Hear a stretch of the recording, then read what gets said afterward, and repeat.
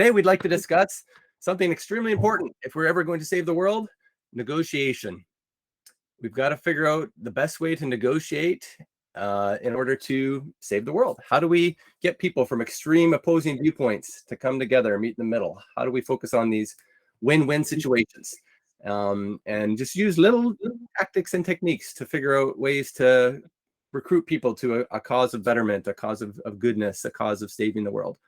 So that's what we'd like to talk about briefly today in our podcast. We're going to go through a few different documents and just kind of discuss back and forth with me and Martin and see what we can learn.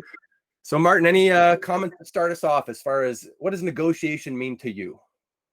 Right. So as a political scientist, there's a bit of a complicated terrain for me and a debater of over 20 years because first, when you say let's make sure that we sort of like using words like good or betterment or whatever, it's like, okay, so good for whom, better for whom is like the first question that sort of pops up in all kinds of negotiation and politics in general. And that's already the introduction of like what negotiation means, because usually if people just 100% agreed on something, then they wouldn't need to negotiate. Negotiation is between people who do have disagreements or competing priorities. And it's not just like a debate or discussion where they want to explore different concepts and maybe arrive at something at the end. They already do have a preconceived notion. So they like negotiating or something that's they feel is their unchangeable, immutable characteristic that they don't want to give away. So that's why you generally have politics at all, is that like a lot of things that are considered good on some level for some people aren't that good for other people. But I think that it has a lot to do with how the whole society is structured. So like, why do you need to negotiate in particular ways? Because like if you set up the society or economy specifically, if you set them up antagonistically, then you're focusing on the division or what like is different between people, what divides them. Then you sort of by default put them in positions like you're supposed to be like competing with these people, like for instance with employers and employees, like it's the whole system or structure of like jobs mostly or economy is created or has been running for some time in a way that it looks like it's a true irresolvable antagonism, that like the priorities and goals of like the people in charge are just incompatible and opposite with the goals of the people who like work for them. And then we can of course later go into like how you can reframe that situation or restructure it or have a different kind of conception of economy or politics in which this doesn't occur. And so I think fundamentally for negotiation, partially, I think if it's the fruitless type of negotiation, it's because the whole situation is set up in a way that's unwinnable, and that can be set up in a different way, and so that kind of negotiation doesn't even happen.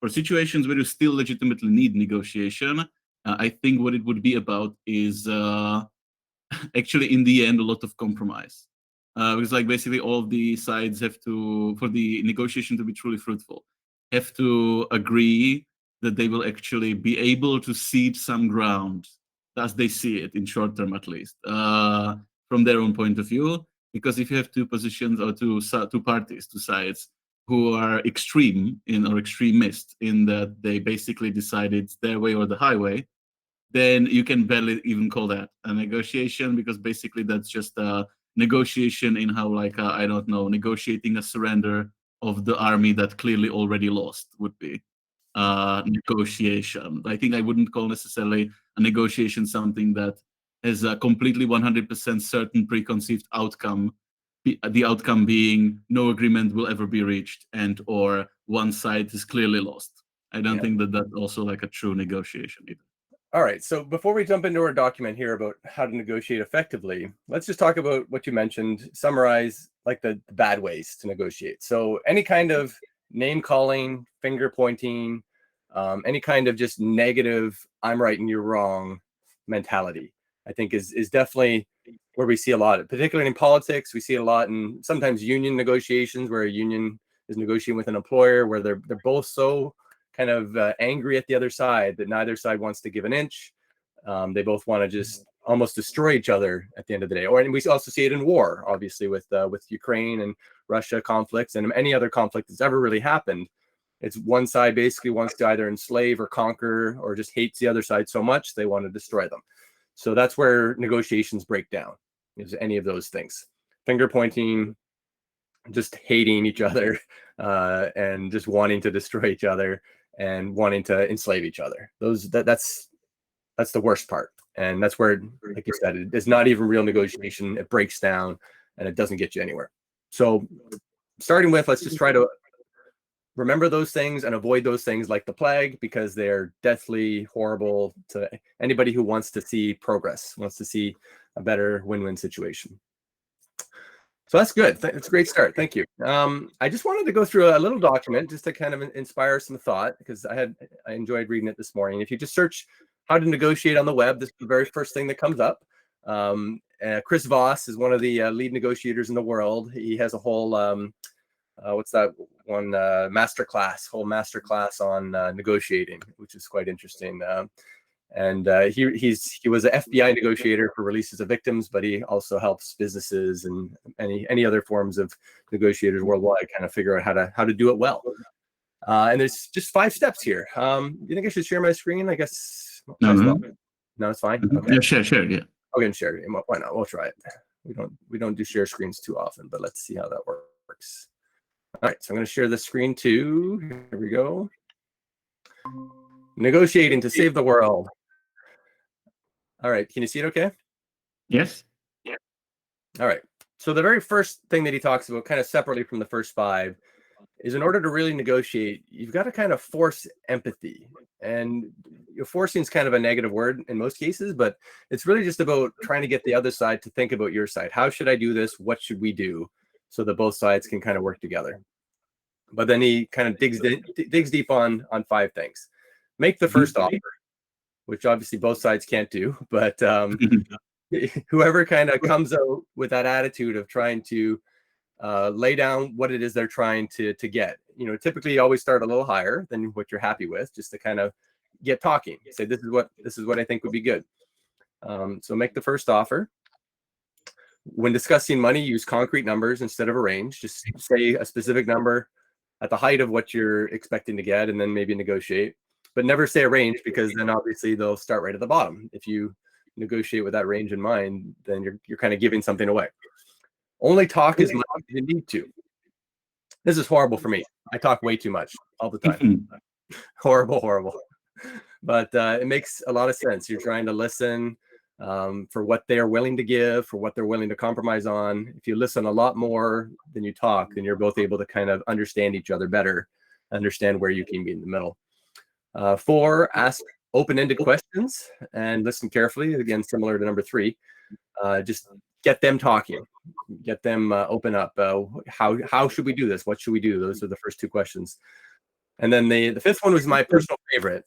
The best negotiated agreement lets both sides win.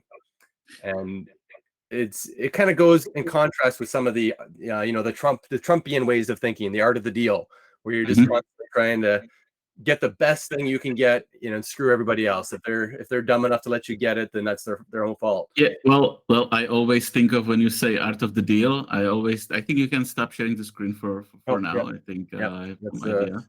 Yep.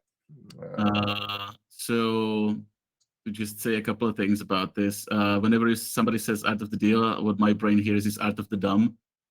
And I basically didn't even write it anyway. Some ghostwriter wrote it. So it's a whole, of course, like his whole thing is running basically on personal charisma. So it doesn't actually, nothing he says actually, or writes, quote unquote, actually has to make sense, really, or be actually provable in practical life that it works or whatever. Like see his university and like how the educational for real life that was. The thing is, yes, I do agree that empathy is crucial. You hear that a lot actually in persuasion classes, because empathy and the listening part. Because listening, if you're listening to the opponent, quote unquote opponent, it's also a framing issue, but for now, let's call it opponent. So if you're doing that, then you're gaining information. That's like great for you to like know what the other side is feeling and thinking and wants, and like knowing that is very useful. in court even, which is very adversarial type of situation. It's kind of similar, somewhere between just persuasion and negotiation. The main rule that the legal eagle, one of the like YouTube lawyer basically, he always says is that like never ask a question that you don't know an answer to. Meaning that like it's different with the open-ended questions. Open-ended questions is part of the listening and empathy. Open-ended questions lets the other side tell you stuff that's important to them. The importance of it being open-ended is that like you don't want to force what they're supposed to be talking about or how they're supposed to be framing it based on what you think is important. It needs to be selected by them. Like they need to self-select what the important issue is for being valuable data. So basically 3 of those points are 1 point, and that is even though the empathy is a bit of a more point because it's about like also making sure the other side is as empathetic as it possibly can be. So helping that, but you being empathetic toward them is a great way for them to be empathetic back. So reciprocity, I think, kind of works there very well. So with the asking a question, not asking a question that you don't know the answer to, that's when it gets more like competitive or important or adversarial. The point that you're trying to make is that it's more of a, like how to basically make a gotcha question, but like it's not necessarily just a gotcha for the sake of a gotcha. It's that like we were discussing earlier, the best way is how to communicate a point, and sometimes like a series of specific questions that lead to a specific outcome that you know they will lead to because you know what the answers will be to those questions is an effective way of sometimes make the again opponent realize something. Like if you lead them to it in a particular way, then it's not because you're lying or whatever or manipulating them. It's just like you're manipulating them to actually realize the real truth of the situation if that they didn't want to do previously. So in that case, that's empathetic actually to do that. So it's more of a Socratic sort of approach. So that's like wasn't specifically part of those rules, but that's sort of I think adjacent in a negotiation type situation. With the not talking too much, that's clear. You don't want to be overselling. And like you need to stop at the point when you've made your point, because like if you then continue you can unmake it. So it's knowing when you have said enough and never be redundant, because you also don't want to be redundant, like bore them to death, or you don't want to look nervous, or because like doesn't feel particularly confident when you just keep talking and talking and talking, because that's a coping mechanism for like nervousness usually. Is that's how it's read by most people, even if for an individual person it might not be the case. They might not actually be nervous, they're just chatty, but it will be perceived as being nervous most of the time, because most people would be doing that if they were nervous. So yeah, that's the questions, the empathy. Was there anything? No, I think that's good. Concrete numbers, using concrete numbers. Concrete numbers, right. I think that's a bit of a more narrow point than the other points, because not all negotiations, I think many negotiations won't really be about specific numbers. I know like in our current economy and world, it's all quantified and numbers are often thrown around, but I don't think necessarily that the numerical value is the most important part of like what you need to agree on, because I think the principles, like you need to sort of establish some sort of understanding or agreement or compromise about some sort of shared principles. And that I think closer to just generally being empathetic and open-ended with where the conversation is leading. And I think I wouldn't try to like assert specific numbers before I think I have established some sort of common ground on the level of principles that the numbers are supposed to be derived from. I think it would be focusing too much on negotiations, like specifically between the unions and then employers, which ultimately for many people boil down to just numbers. It's just to make the number go up for their side. But even so, I'm very much a proponent in economics of the point of view of actually a Czech economist, Tomáš Sedláček, who wrote Economics of Good and Evil, where he basically explains that the numbers are a disguise. It's about goods, like as in economic terms, goods, meaning things that people consider good, like for their life, or a good thing to have in their life, or what makes a life good. So ultimately, you have to actually agree on the goods and let's say evils of the situation, and then I think you should be deriving the numbers from that understanding for the numbers to be meaningful at all. Yeah, that's great. And Chris makes it clear that it's only when discussing money to use concrete numbers. But I do think that applies for goods, because every single good in the world, whether it's a physical good or even an emotional good, it kind of has a dollar value at some point that you could attach to it. You know, at Could least be quantified in our world. but you can quantify it. So, you know, if you're just trying to negotiate just about anything, how, even as a married couple, for example, you're trying to negotiate how much time to spend together or how many vacations to take. These And things are time all. is money. Oh, sorry. Go ahead. And Say that time is again. money. Time is money. Time is money. Exactly. So, you know, whenever discussing anything numerical, which I think almost every negotiation has some kind of numerical extrapolation or value there that goes with the personal freedoms or personal joys or personal things you're trying to get out of it. There's kind of a numerical way of doing it in some form. So I think it's definitely interesting to think about those concrete numbers a little bit. Maybe go into a negotiation thinking, okay, this is what I'd love to get. This is the absolute best I could expect to get. This is kind of what I'd be happy to get. This is the lowest, you know, number I'll be willing to take, perhaps. No, yes. What I meant was that you, I think, should establish first the understanding of the relation between the actual goods in real world versus their numerical value first. Like establish what the numbers would mean. Like in a sense of, okay, so you want to establish and negotiate how much time each, I don't know, like parent would be spending on various activities. Then of course you can like understand that like their time has a specific monetary value because they could be using that time to generate income, for instance.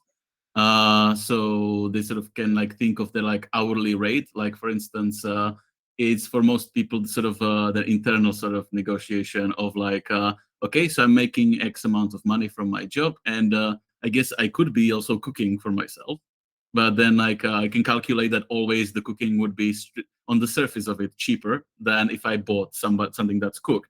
But then you realize like, yeah, but the reason why it's more expensive from a restaurant is that the time of the person who was preparing it, all the people who were collaborating on like the meal being created, is factored in.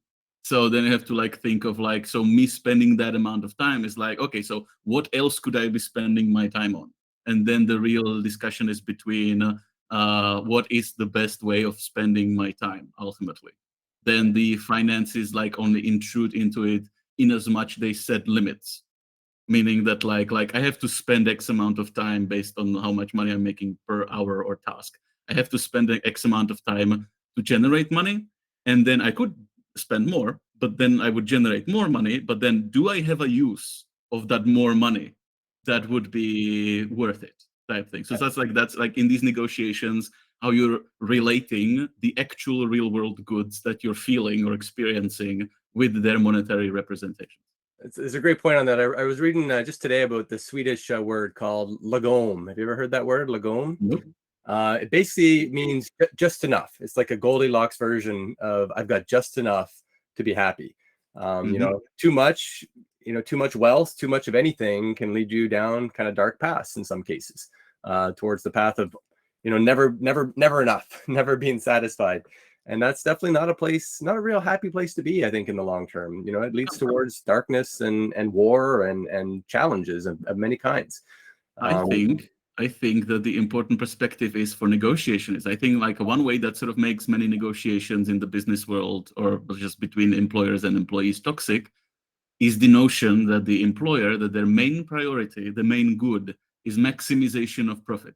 Because if you put that as your main good, even if you don't know what you would do with the higher profits, because like from some point, big companies that make a lot of profit don't even know what to spend the extra money they made for. They just wire to maximize for the sake of maximizing. And so then they're left in a situation where they like have a whole bunch of money that they don't know how to use, that they could have used to like have their employees be more satisfied, maybe. And the reason that they have more is that they've decided to trade it for angry employees, basically. So in the end, like the good they chose isn't for their greater good, ultimately. And I think the maximization of profit is a terrible perspective to be negotiating from because it always pushes you to disrespect the other side maximally. And like is established for negotiation to be successful, actually successful, the empathy needs to be the guiding principle, meaning that you have to have an understanding and sympathy for the other side's position and know that like there are certain things that are unacceptable to them fundamentally and respect those like borders. Like you could know that like if you pushed it like more aggressively, you could get more. But with empathy, you would realize that like pushing it beyond that certain limit would be too much, because it would create a greater evil in that situation for you and not a good. I think it's extremely important to always focus on the long term of maximizing profits. So in order to maximize profits sustainably and long term, you probably have to give up a little bit now to get happier employees to help you in the long term. And I think that's finding one that middle perspective. ground is the key. That's one perspective, but then you're basically also in some. Oh, I think I lost you. You still there?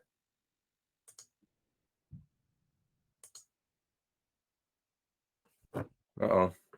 Definition of more constructive direction, meaning that if you sort of define profit as long-term profit, then you're more likely to factor in even things like well-being as part of like what's profitable. Because like, sure, if you define profit as not just number, contextless number go up, if profit is broader definition than this, and long-term profit is a broader definition than just the number now go up, it's already broader. So in that case, you have to think about sustainability. And if you're thinking about sustainability, you're going to be forced to think about real necessary components of long-term success, if not profit. Because I think then talking about it as long-term success is better than long-term profit. Because you're maximizing your success. And then I think it's much easier to define fairly and meaningfully success than profit. Because success is like, success could be, if you like want a minimal definition, maybe some company or NGO would consider just continuously existing and providing service as a success. You don't have to factor in the number go up, but you can also make it like, but we also want to grow. Like you can say like growth, you know, for some period of time at least, to our maximal potential, because like infinite growth, again, that's the profit, bad definition of profit, number go up forever, which can't happen. So if you realize that in terms of like long-term success could be, the best case scenario could be you growing to your maximal potential size within the market. That's possible because like there's not going to be, the markets have limits. Markets have specific sizes, numbers of people and numbers of money in them. So you can basically set like a success means profiting to the maximum sustainable amount in the environment, because that's how successful organisms work. Successful organisms are maximizing to what's sustainable in their environment. And then stopping and like leveling off and then focusing on post-material concerns, maybe. That's interesting. Yeah. So if you think of negotiations among humans as kind of a way of Mother Nature figuring out what the optimal situation is for long-term sustainability in the environment and that we live in, that's kind of an interesting take on finding the best optimized solution, Mother Nature. Because I would say, like, you can think of yourself as an individual component of that ecosystem that wants to be maximally successful. Like, what I'm just saying is that maximal success requires factoring in sustainability. Right. Because you won't be successful if you explode or implode, or if you destroy the environment. Then you will cease to be successful, even though you've technically maximized the numbers.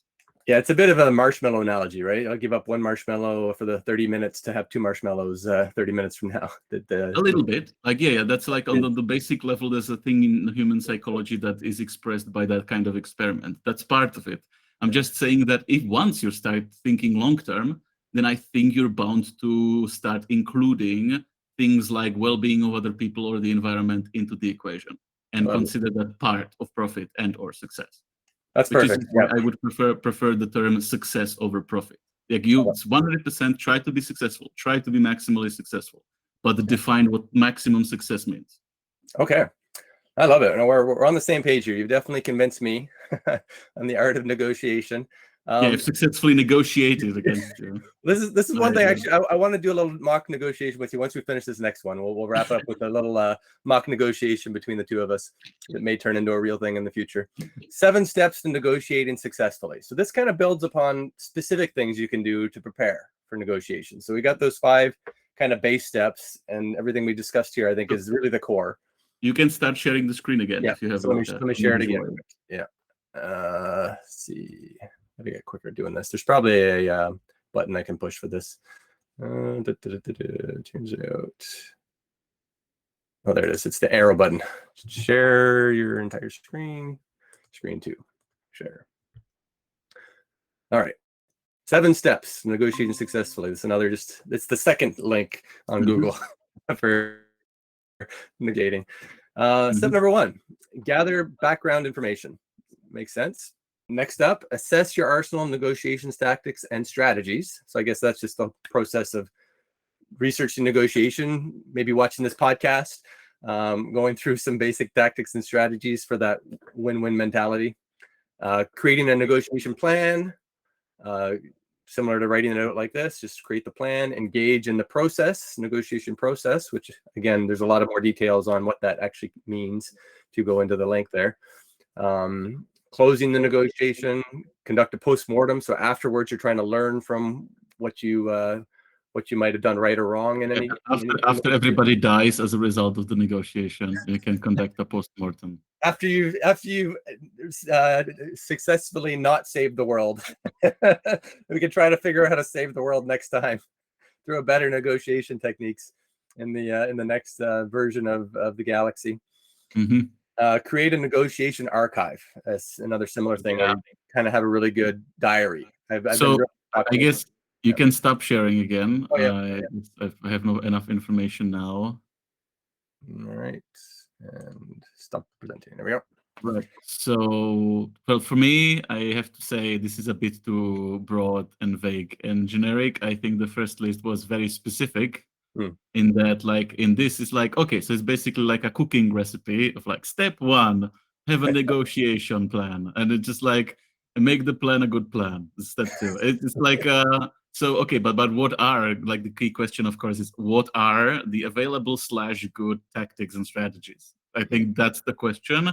And then sure, yeah, make a plan, make notes, analyze what happened afterward, have an archive. Like, I'm not personally not very righty person. I've trained myself through 20 years of debating to just remember stuff complexly, so I don't need to make written plans and notes and stuff most of the time. There are situations in which it makes sense, like if you have a team of people and you need to share notes and whatever, then like that's it more practical to have them in written form and have them prepared or whatever. And of course, before you do the negotiation, like think it through what you're gonna do. Sure. So like, yeah, that's not untrue. Nothing in there was untrue. It's just or a bad advice per se. It's just that you kind of really need to go in depth on like the tactics and strategies, because like if you say, okay, be empathetic, that's an important clue into like what are good tactics and strategy in negotiation, even like generally, even like in every single one, basically. So even though it's not for a specific example of negotiation, that advice is good for all negotiations pretty much. So I really like the first list. The second list, I would say, not as useful. Okay, and I felt actually kind of the same, and the reason I wanted to include it was to show the contrast between kind of a good list and, you know, a generic steps for almost anything kind of list. Yeah. And I thought that was kind of interesting. As you're searching the web for things, you want to try to figure out, you know, which is actually kind of good advice that you can personally adapt in your life, and what's just kind of general guidance for how, you know, to keep track of things and how to manage your time effectively. Because like if you say it too generically, the advice, then you're basically saying what have you already thought of is great. And it's like a marketing strategy, kind of like approach of like making the target of the marketing always of the communications feel like whatever they've already thought is the best. And so to feel great about themselves type thing, but or like to project or insert their own biases and stuff, but that's not very helpful. You need to cut to the meat. You need to cut to, not literally, figuratively, you need to cut to the core of what is it specifically that the person was trying to do, and how is it good or bad or useful or not useful specifically in a specific situation. So on that note, let's get to the very specific one that I kind of wanted to negotiate, I guess, with you. You know, it's the whole saving the world negotiation. So let me share my screen one more time. You might have saw part of this. And we'll just discuss it briefly and then jump into it. So here's what we're trying to negotiate. We're trying to negotiate to save the world as part of our podcast effort endeavors. And the argument is that we need a new worldwide paradigm, a new world constitution, if you will, that sets a fair minimum bar for business laws, human rights, environmental protections, and even tax structures worldwide, because I think taxes are a great way to try to encourage good behavior for all these other things. And you need a good, fair tax structure worldwide to encourage all these other human activities in a kind of a fair way worldwide. So that's kind of the statement that I'm trying to get out there. So how do I negotiate with individuals, people, corporations, any kind of organization at all, to try to work towards these goals? That's the goal here. And this will give people everywhere at least a minimal opportunity to be educated, healthy, safe, self-reliant, and prosperous. I don't know if we want to include any other words there, but that's always the catch-all. We owe the world and ourselves at least that much. So that's the statement. What do you think of that statement in general, Martin, for as a starting offer for negotiation tactics? Well, it's like not really an offer; it's a definition of your position. Okay. In terms of like negotiation terms, I think you can stop sharing the screen again. Yeah. I think again I have some idea where we're going with this. I keep forgetting about that. Okay. No, it's fine. It needs to be there for some amount of time for people to be able to freeze frame it if they need to, or screenshot it or whatever. Yeah. But it's better if we're discussing it than while we're discussing things for our faces speaking to be prominently visible. That's better for communication and understanding generally. So in this case, I think since you've defined the position, then a negotiation would have to be with somebody who doesn't fundamentally share some of the like core aspects of that position, but who isn't a completely disingenuous or extremist actor who would just not budge, or either facetiously or genuinely just not be willing to compromise on anything. So that wouldn't be a negotiation. That would be just a unfortunate situation for everybody. But most people are not extremists. Most people want to achieve some sort of compromise. And compromise is a bit of a dirty word, but ultimately everything in life that's reasonable is a compromise. Like there's always things that you would like to do, but you can't. And it's not like, and that's why existence is terrible and my life sucks. That's not a conclusion from that. It's just like, yeah, it's like pretty good is good enough is basically a philosophy that reasonable people must have. It's just compromise is bad only if you compromise your like core values to a point where you're not actually having any version of a life that you could find acceptable. So there's like a compromise.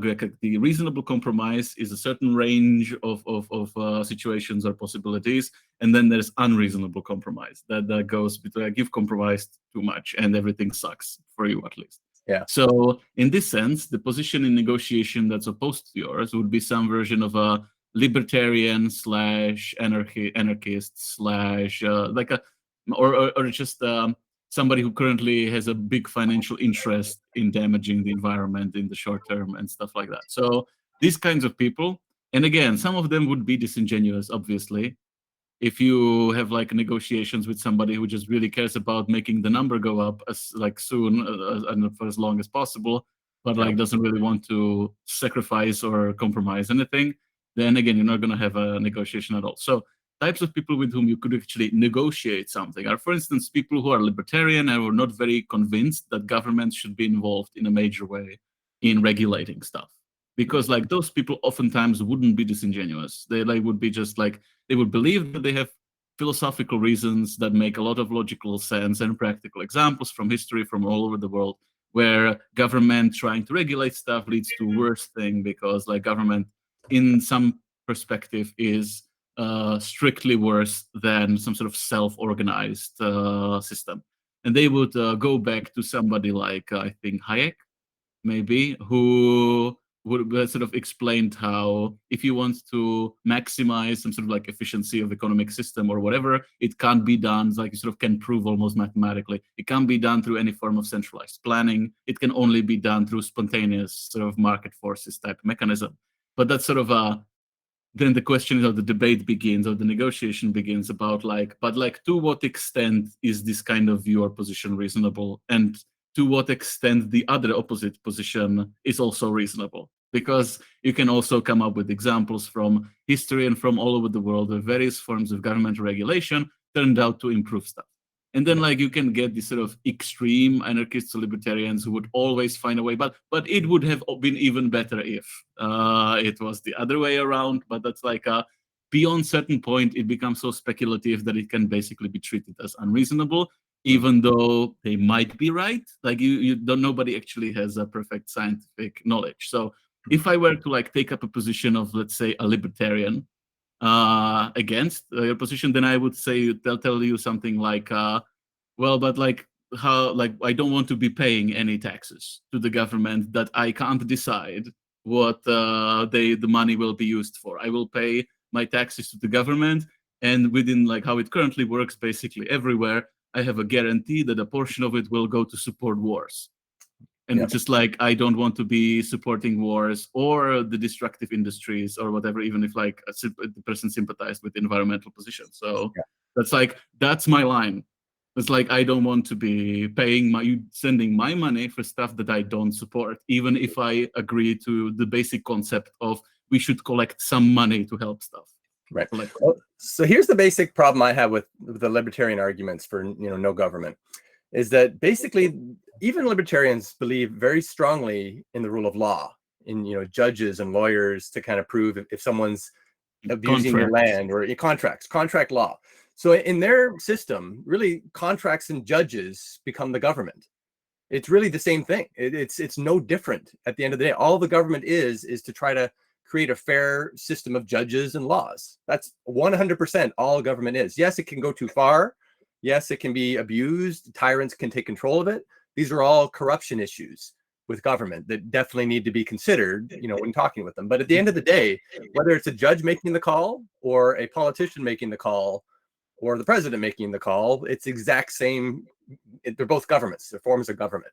So that's why I think they often kind of get confused with, government is bad. Because that's the thing. The way you phrase it like this a little bit is a bit divisive and sort of aggravating. So that's not the best way to put it. But in negotiation, you want to be more empathetic to the other side, I would say, as the example of the other side right now.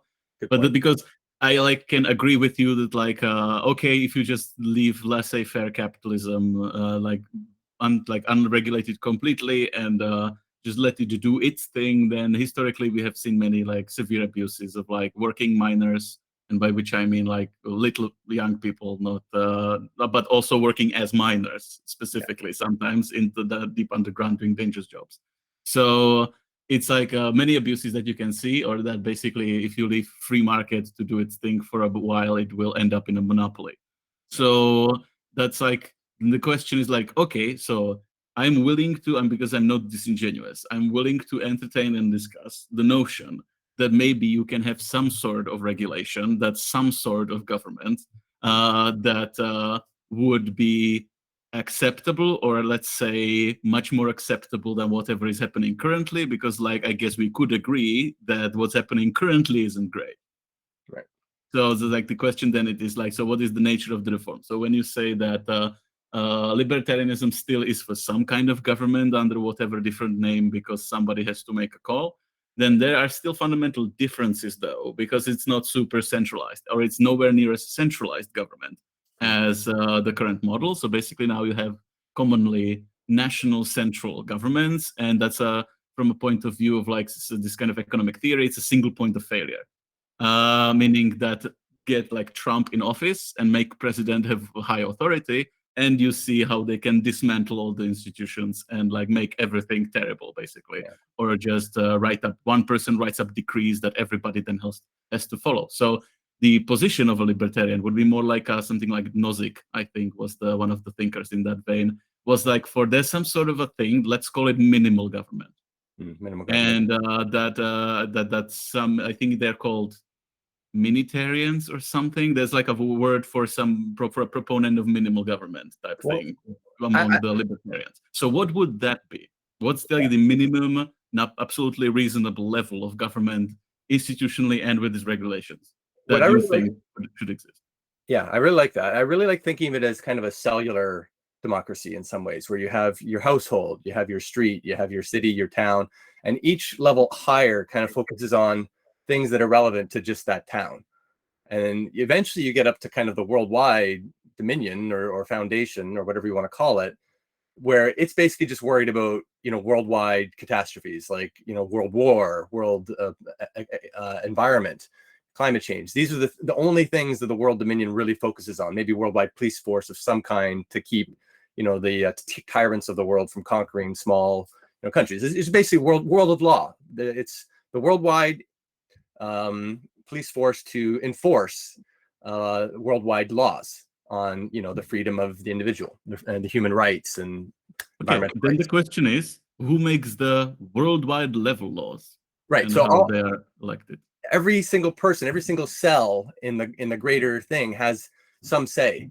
Maybe they elect a representative to go to the next higher level all the way through, and you can constantly change it. Maybe you do it in an online way that I want to support my friend to be my street representative, and he supports somebody else to be the city representative, and you're Yeah. constantly So I guess changing we that. previously discussed like the system of like basically delegating votes to like basically elected, what do you call it? Because like the elector is a kind of a thing, the term that exists for this kind of thing, even though the way it's being used now in the United States is kind of silly because they have the like they give votes to like 300 electors or whatever, and they technically can decide whatever they want type stuff. So there are bad ways to do this also. But like, okay, let's say it's sort of the dynamic system, which is in a way the term for that strain of political thought is communitarianism. Yeah. It's not communism.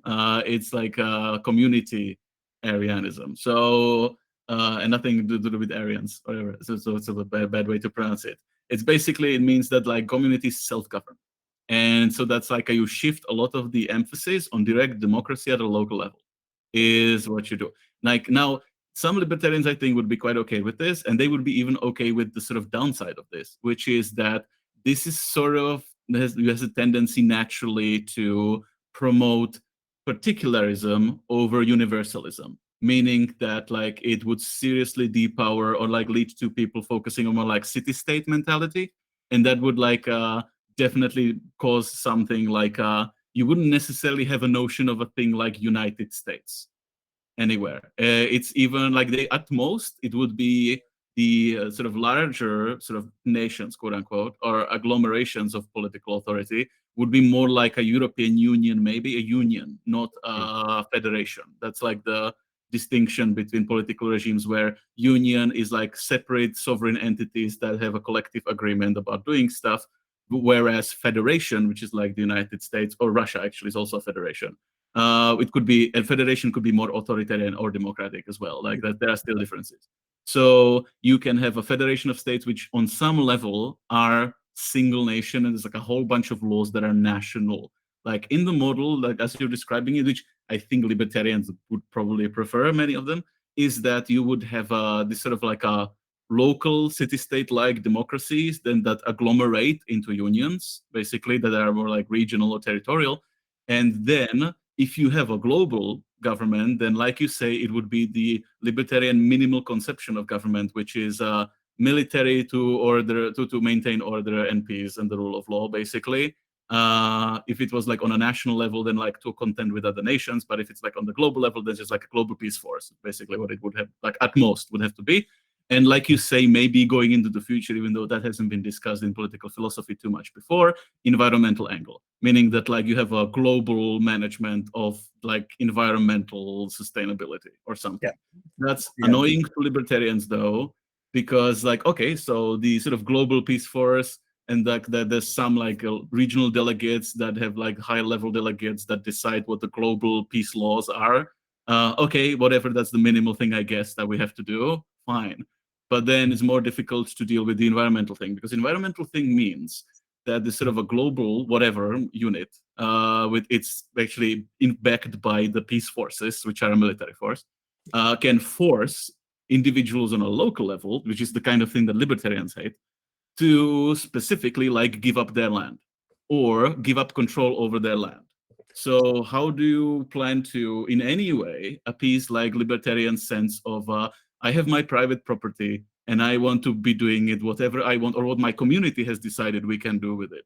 Yeah. Because like if you make it very community based, then communities would often work in their self-interest at the expense of other communities. Well, you have to get them to think of it like a dome over their environment. If there's a dome over that environment and they're not like spewing waste or toxic gases to other environments around them, then that's fine.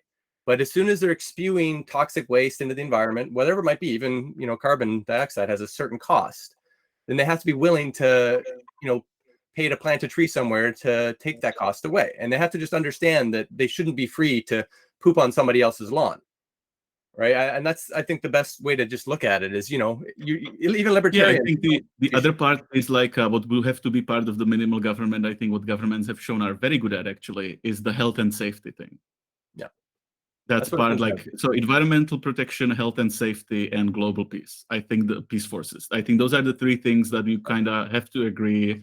That's the minimal level of global governance. Yeah, That we kind of need to have. 100% agree. And I think you just have to phrase it from a libertarian perspective that you're free to do whatever you want as long as it's not infringing on other people's rights to use their environment. And so you have so basically it is like, so you believe in protection of private property, so why do you think you should have the right of damaging other people's private property? Exactly, that's exactly right. And so you kind of have to have a minimal amount of rainforest, a minimal amount of ocean biodiversity. So if there's too much plastic in the oceans, we've got to worldwide cut Yeah, back. I think that's the part plastic. that I guess we can agree. There's some things that the scientists have to decide, and not politicians. Yeah, and I think keeping kind of the overall amount of carbon or any toxic waste of the environment to a certain kind of minimal level is a really good goal that they can set. Look, we're just spewing too much toxic waste into the environment. We have to, as a world, cut back a little bit and put a cost to it, because Yeah, but this is our planetary budget. You would still have negotiations, because like the people who have their own property wouldn't necessarily all need to be limited in the same way. Sometimes you would need to do kind of a mega project at a specific location, or protect a specific location, like for instance the Amazon. So basically, then the people would say like, well, that's all nice that like we have these like laws that like are like applied to everybody about the environmental protection, but why do I specifically have to give up all of my land here when not everybody else who's doing the same things as me has to do it somewhere else? So here's what you have to do is no one ever has to specifically give up their land, but they have to attribute a cost. So every single tree kind of has a cost on the environmental perspective. Sure. But like I would interject immediately that the cost could be so prohibitive that it would be effectively the same thing as disowning them in some cases, if the need of doing something or not doing something at a particular location on planet Earth is so high. So that's why I said Amazon. Like, you can't just say that they can just keep destroying it and just pay it off, because that's a kind of thing that must not be fully destroyed. For the planet to function. It's about the balance. Like we talked about, it's about the maximum sustainable balance of society. So the world has a very specific amount of air that it needs to breathe to stay at a sustainable level. It has this very specific amount of biodiversity that it needs. No, but I get it. My question is of the person who would be potentially at risk of this happening to them as like the landowner. So how would you compensate me if it goes to that extreme that I kinda actually absolutely have to give up my land or give up the exploitation of it completely at a particular location? You're right. So it's you're not giving up the exploitation of it. You're giving up the right to freely pollute other people's land. So if you want to pay to emit toxic resources, there's a cost to that, and whoever's willing to pay the highest cost, whoever's the most efficient use of that airspace or pollution rights, or whoever's the most efficient at growing trees in an efficient, sustainable way, he'll be paid. Okay, maybe something else. Because like I don't think you're getting the specific problem in the example. More specific is building a dam. Right. Like the dam has to be built at a particular location, and it's nothing to do with like for the greater good of everybody, but it has nothing to do with how the person's treating their land in particular. They just have to give it up for the good of everybody else, because scientists said the dam has to be here. That's a good point. So that's a great point. So how do you encourage others to move? They'd have to be compensated by the greater good. So that dam, say it has a $1 billion benefit to society in the world. So that $1 billion, a portion of it, whatever is decided is fair, 10%, 20%, has to go to the relocation efforts of the people who are giving up a little bit of land space or rights for the greater good of the benefits of the dam. So I think it's just a matter of, again, bringing back to numbers a little bit. What is the person giving up? And just understanding that, yeah, he has a right to whatever he owns. But at the same time, do you ever really own the common resources of society? Water, even just land in general, soil, they're the commons. So if one person were to own all the oceans, so now you're switching to a different argument, which is to say to proclaim some things as commons. They're related. Which again, I think you can treat it sort of separately, that you would, with the global government, declare something as commons somewhere because of like the need of the many outweigh the need of the few type thing. Then you have to have a system of the compensation of the people who have to give up their land, because usually in like democratic societies that are not like technocracies, that like where like because we decided this is the right thing to do, that's why it's getting done, because that's like a difference. Actually, that would be like a difference between something like communist Czechoslovakia and modern day democratic Czech Republic. Whereas in Czechoslovakia, communist Czechoslovakia, it was authoritarian state, and even though on paper it was a democracy, but it's like, let's just call it democracy but not be a democracy type thing. But the thing is, it was a technocracy pretty much. So if the scientists have determined that something is a good idea, then it was done. Of course, they weren't 100% right, because they didn't understand back then all of the environmental implications of what they're doing. It was more of a just like a maximizing power production or whatever problem to them. So it wasn't, to make the argument even more interesting, they weren't 100% right anyway. But basically, if they decided it, then the state just moved the people from there and compensated them something for the land, which of course, like, because it's communist, wasn't great. But like that was the thing. Like, if just the state decides that like basically there's a dam, there's to be dam built, then you're just screwed. It's just like you're getting compensated for the land, but it's just you can't stay there. In modern democratic Czech Republic, when there's a project like highways, and that's like a main question to like libertarians, like, okay, so how would you build highways? Because like that's that kind of project where everybody kind of has to give up the land or it can't be done. And in a libertarian society or very democratic society, liberal democratic society, if one of the owners of any parcel of the land is like says no, then it's just not happening. And there aren't many great solutions to that, like, because you would have to basically hope that you can always achieve a community consensus. But statistics say that there will always be at least one crazy person who, even if it was against their interest, wouldn't give it up. So that's the decision hard decision in politics that you kind of have to make. Okay, so you have the global state. Does the global state, like, if one person in the area says no, they can't do it, or will we force them? I think you have to, you kind of have to be reasonable about it. You have to kind of take it on a case by case basis. Is this greater good worth forcing this person off his land? A very tough question. I don't know if it's ever okay. So you sort of dodged it a little bit, but I think the dodge is a solution. I guess you've just invented a specialist like justice based or like a court or something that would have to make these calls. Exactly. It's never a black and white. And I think so basically you've just invented like a supreme environmental court or something like that. Absolutely. And that goes hand in hand with the whole worldwide cellular democracy. There's a very specific portion of that debates the cost of all these kinds of pollutions, and that if the person's willing, or the corporation or organization's willing to pay the overall environmental damage that they're causing external to their sphere of influence or their dome, then that money can be used to clean up the pollution, or give that money to somebody else who's not polluting as much. And we mentioned the basic income as kind of your worldwide right to a certain portion of the commons, a certain ability to pollute, the bare minimum amount. And then if you pollute less than that, you would get a little extra money. If you pollute more than that, you'd have to pay a little extra money. I think that kind of is a good catch-all for just about all of these. Sure. I was just saying that like that's only one kind of abstract scenario. That's for things that don't have to be specifically placed. But there are, in terms of environmental protection and or like global well-being, there are possibilities that you would need to do things that need to be specifically placed. And that's like a big sticking point for libertarians who are very much for land ownership. Arguably the best way is to make them a good offer they can't refuse for their land. If it's really valuable, yes, you're always going to get that one crazy person. You might have to, I think they have a law that they can kind of eventually encourage the crazy person to leave at a above market rate. Yeah, but that differs country to country. It does, yeah. But like, let's just say if you had, say, 30% above market rate is kind of a standard, to give people a year's notice. Look, we're doing this thing for the greater good. We're going to give you 30% more than your land is worth. Sure. You're going to have to take it. But that's one of the things you specifically have to negotiate with people like libertarians. Yes, that's a huge part of this whole cellular council, better world, and we've got to negotiate the laws for how we want to do these things.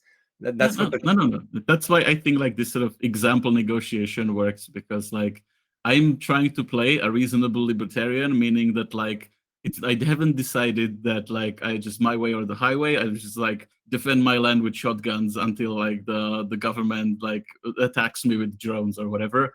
And that's not the position. The position is like, okay, I don't like it at all, so I would need to be handsomely compensated for that. It's basically the general gist of the position. And then the negotiation is about, so what specific number is the thing you're willing to give?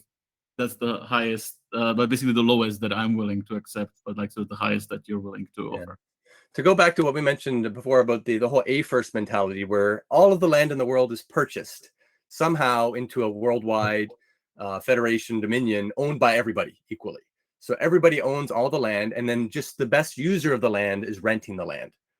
So they can rent it. Yeah, but that's the thing. Like, I don't think that's a position that libertarians will ever accept. I think that sort of goes too far beyond their core principles. That's definitely 60, 100 years down the road as we kind of transition towards Could be. I'm just saying that, like, that's the way to push libertarians to extremism.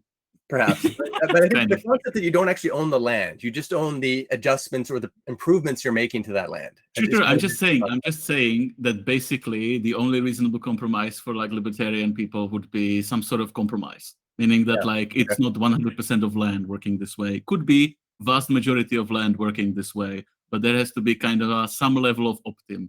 Yeah. Like, again, as long as they're not infringing on other people's rights to run their land that way. And so that's the pollution, Worldwide Pollution Council, I think. Sure. I'm just saying that like you'd find many people who would agree with that sort of arrangement. And that's why I can imagine like half of the world being run that way and half of the world being privately owned type thing.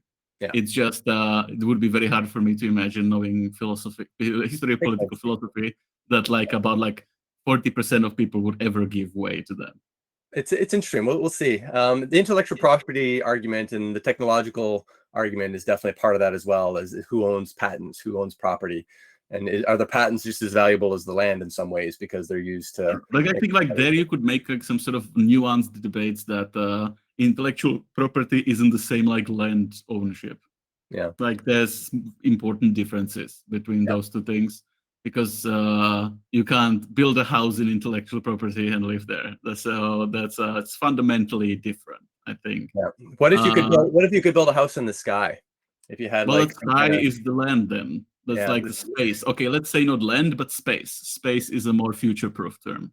Yeah. Because you can also then do it in space. So basically, it would be trading volumes of space. Yeah, like, or a city on the ocean, for example. Can you purchase a section of the ocean to build a city? What if it just floats around? But that's part of like the surface of the ocean becomes land. Then that's just like, if you technologically make it possible for the thing, like you would have to make it possible to live in cyberspace, like upload yourself into cyberspace, and then like software intellectual property would become like land. It's just land or space is a thing, like a volume of space or a part of a surface, so you can geometrically define it. Within which objects, 3D objects can exist, or upon which you can build something. Okay. In airspace, you can. It's already with air. It's being actually parceled as airspace. Right. Airspaces. Or you do it for even broadcast, part of the broadcast spectrum. Like people can like own or purchase specific parts of the frequencies on which you can broadcast. Because that's a limited resource. Also, that has like I guess in that case, it's technically a line. So it could be a line, a surface, or a volume, on like which is like limited fundamentally. Because if it was unlimited, then it doesn't matter. But it's like it's fundamentally limited, and something exists on that, like object exists on that line or on that surface or within that volume that's limited, that cannot be elsewhere. It's like it has to, like, if you occupy anything, you have to occupy that. So again, not quite like intellectual property. It's really interesting how scarcity is almost always the central core of negotiation. Where things aren't scarce, you don't really need to negotiate.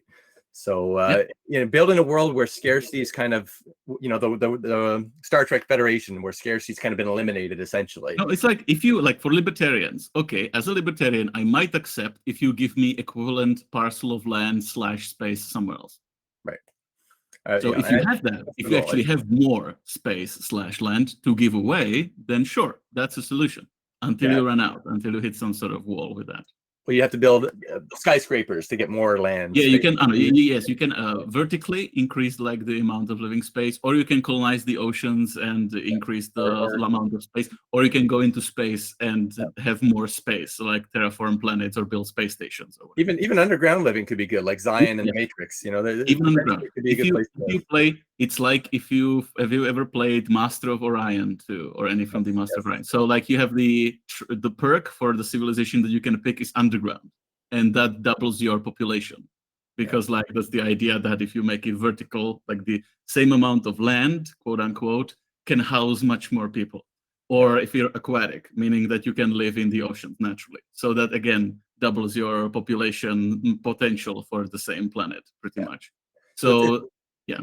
Yeah, so I think that's the key goal, is trying to minimize the amount of scarcity when we're trying to negotiate, so there's more of value for everybody. Like what it means is that if you have this sort of minimal global government that's just like managing the planet for the benefit, like for basically everybody, because everybody is represented in some way in the decisions of the global government, then you would be, as your project, you would be using technology to create more living space, specifically because you would decide that like, if we can keep up with like the production of more living space or housing units or whatever, then we know that we could be compensating people when we in a specific location have to take away some of the land, because we will have a place elsewhere that's comparable. And in a global culture or civilization like that, which we are pretty global already, and many people like being sort of nomadic, then like it wouldn't matter that much that they've specifically had to leave that specific parcel of land. Like you have I think you have a decreasing percentage of people who are so how to put it, so married with their own specific land, like the place they were born or something, that they would never under any circumstances want to leave it. Yeah, I think the concept is that leaving will make you more prosperous too. It's not just equal. Like if you would give up this land because it's more valuable to somebody else, we'll give you 30% more living space somewhere else. Right. Every time they're asked to move, it's kind of a good thing. It's like, oh, sweet, I get 30% more. Right. No, sure. Like it does make all kinds of logical sense that it has to be incentive. So like incentive, what would you call it? Incentivizing? No, it's not something. It's something like that's better. Yeah, we have to find the fair amount, and that's part of the worldwide constitution. And the A1st model says it's like 33% above whatever your house is worth, the depreciated replacement value of whatever it is you built there. They got to give you a 30%, 33%. Yeah, I'm just like at that point, I would be slightly concerned. Well, maybe not as a libertarian, but sort of from some positions, I would be slightly concerned that if you doing these compensations, if you have some sort of numerical representation of value that's market driven for the equivalent exchange or like the fair exchange for one property for another, then it might be just like, okay, so it's expensive in some other place, but it's actually smaller and worse, but it's more expensive. So I think for this purpose, it would have to be more scientific way of determining the value of the house and not the market value necessarily. Agreed. Yeah, you'd have to have appraisers from different areas, kind of randomized appraisers from different backgrounds, kind of agreeing that, yeah, this is the generalized, societal value of this particular structure and or piece of land. Because that's the thing, market value is only part of it. Market value is like how appealing it is for whatever subjective reason to people, but there's scientific components of like volume or like how like we could determine objectively like how safe of an area it is, or like various, which sometimes are part of the, or usually would be part of that market appreciation.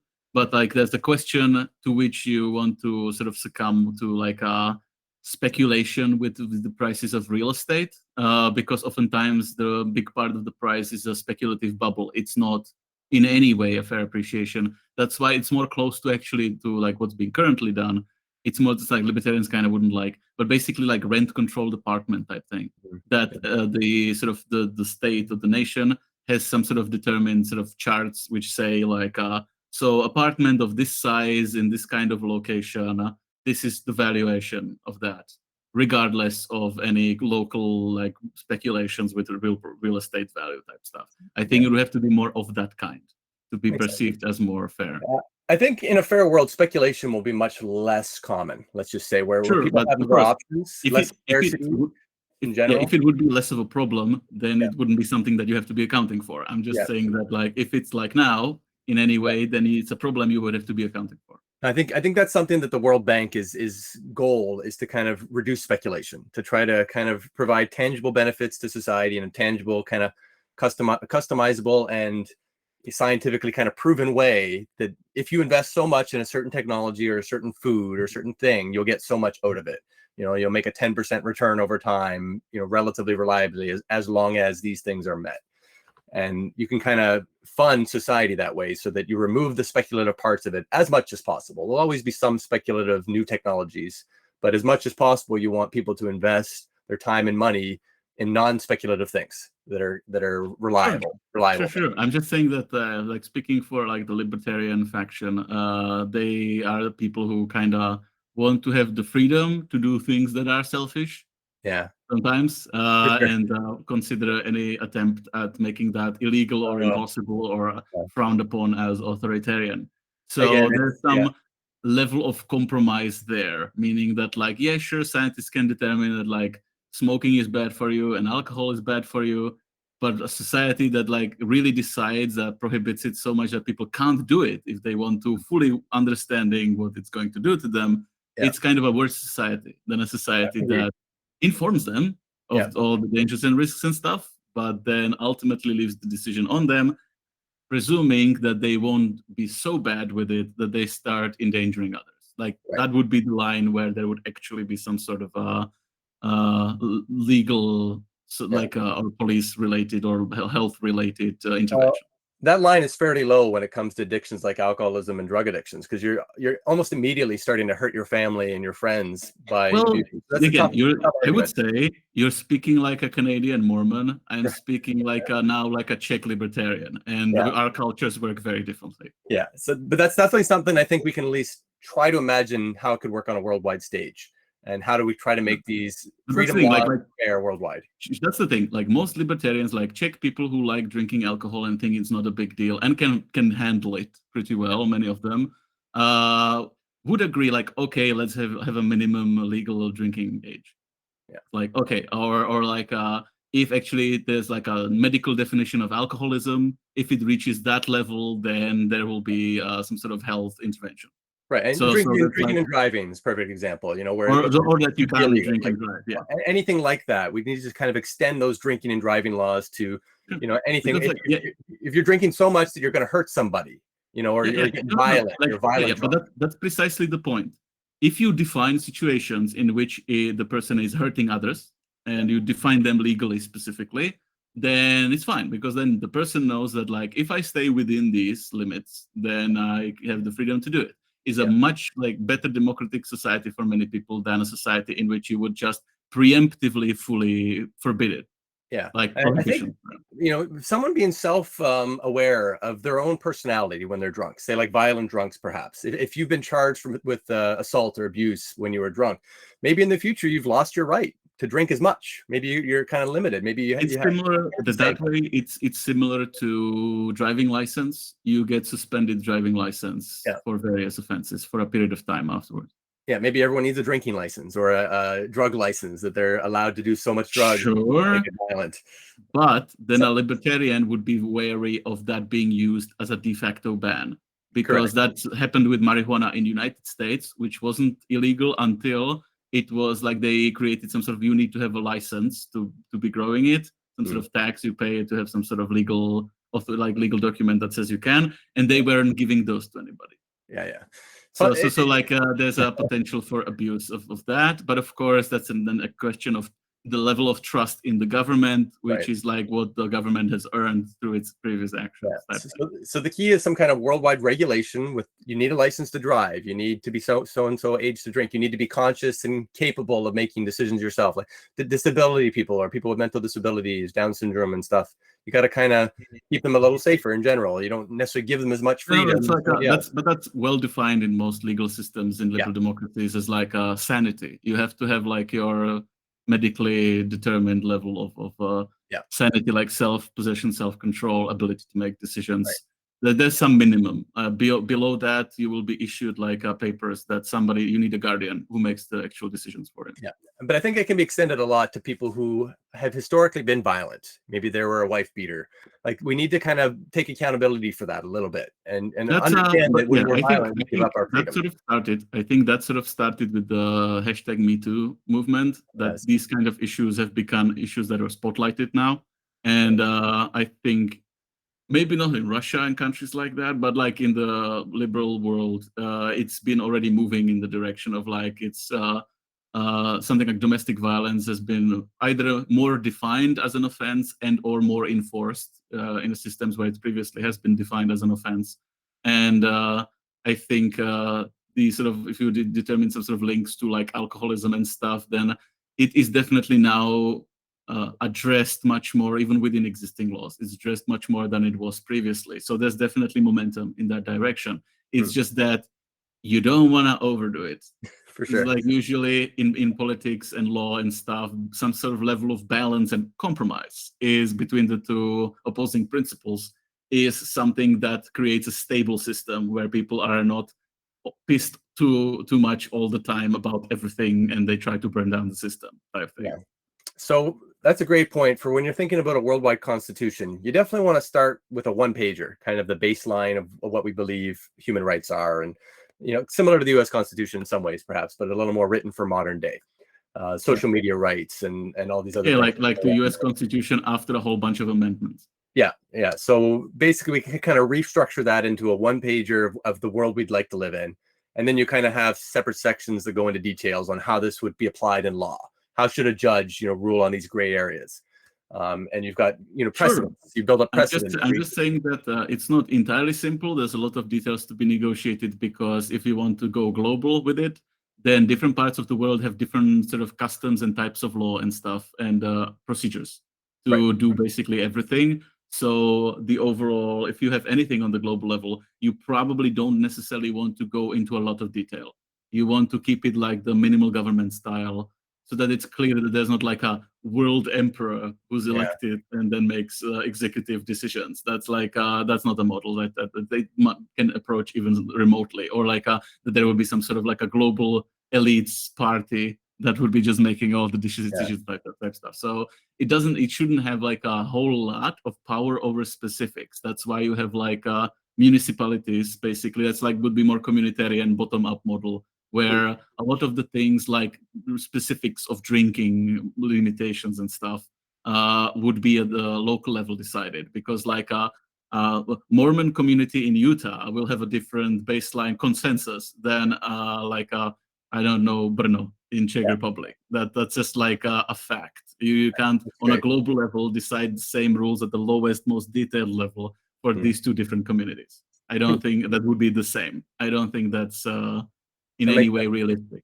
You can definitely have like at the highest level, you can have like we need to make sure that global climate and environment just doesn't explode. And whenever there like a dictator rises up somewhere to oppress people, we need to have peace forces to sort of keep the situation in check while we're negotiating how to resolve it, type United Nations style. So sure, but like on a global level, decide like what the drinking age is. I don't think that's something you can do and get away with it. Yeah, abortion's the other big one where it's really or abortions. A lot of big ones. But I do think it's kind of worth at least highlighting, maybe some of the best practices for some of these as part of the Constitution. This is how it maybe could be dealt with in the best way that we found. We've evaluated 100 different ways of dealing with your dicey situation. That's suggestions, and you can definitely have suggestions. Like that's how like World Health Organization does things. Yeah, it's basically World Health Organization can't really force anybody to do anything, but it can say, based on the best science and understanding that we have, this is the way to approach it. Like I could say, like recently I did a bit of research on specifically rabies, like the disease, and I sort of know a bit of like detail. And it's actually, even though there's like a general global recommendation for what to do from World Health Organization, specific countries have specific versions and variations on that protocol, which reflects their specific situations. Because in different parts of the world, the disease is like differently spread among different types of animals, and there's different level of incidence of people getting in contact with it.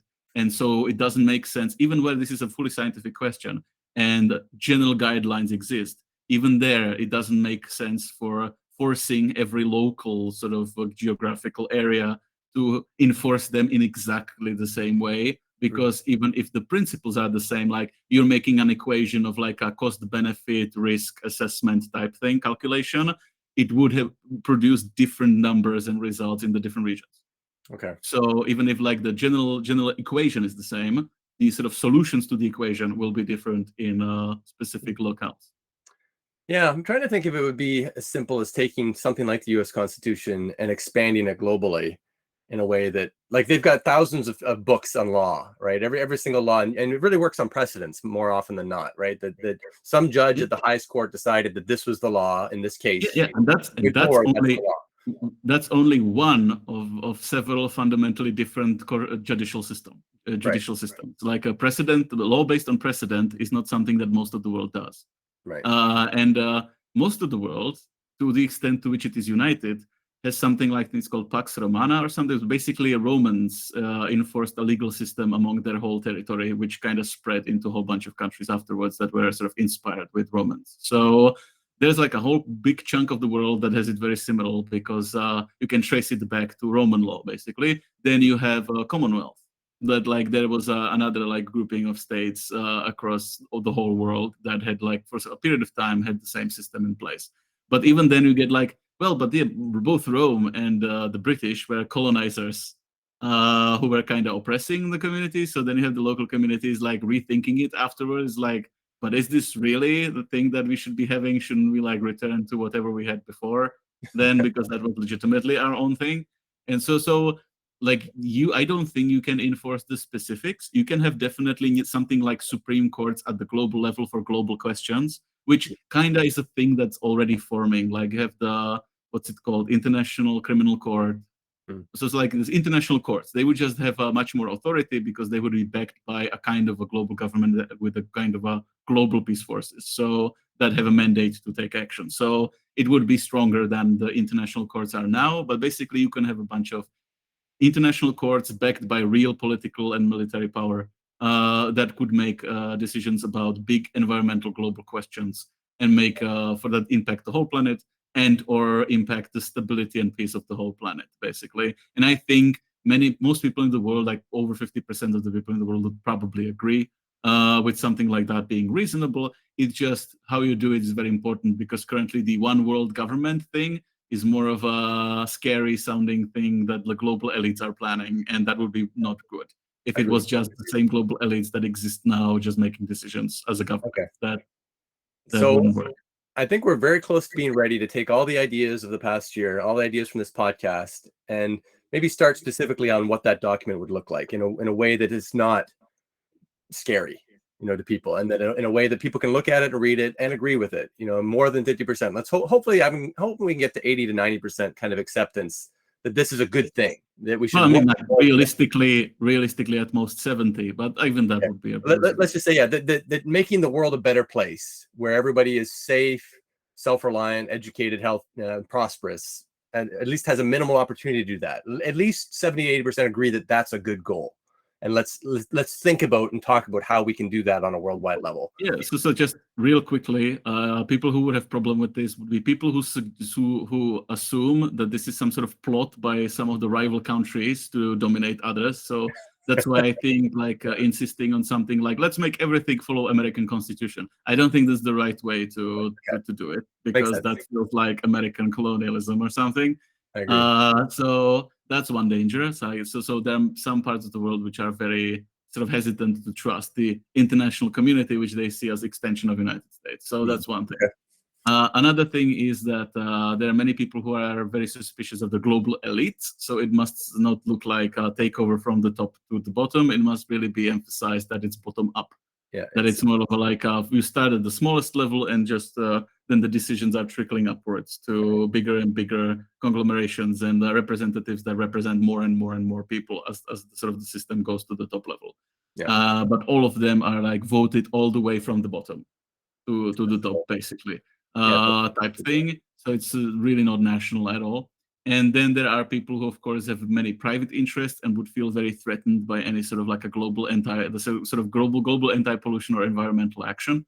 So you have to sort of give them some sort of a map of economic transition or like a compensation or a way out or something, so that they know that they can be on board and wouldn't just be, I don't know, hanged in the public squares or whatever when the transition occurs, because that's like their main concern is basically their own security, both in financial terms and in physical terms. So it's like there's a bunch of concerns, and then of course the final concern would be that I can think of is that like some people would be suspicious that this is some sort of cult, like religious movement where you want to be the prophet that leads the world and you're the chosen one or whatever. So again, it's very important to present it in a way to make it clear that that's not the case. Those are great points. That's kind of why I really don't ever want to be the central point of it. I want to just kind of start it and get everybody to be a central point. I don't think we should ever have one leader for this whole movement.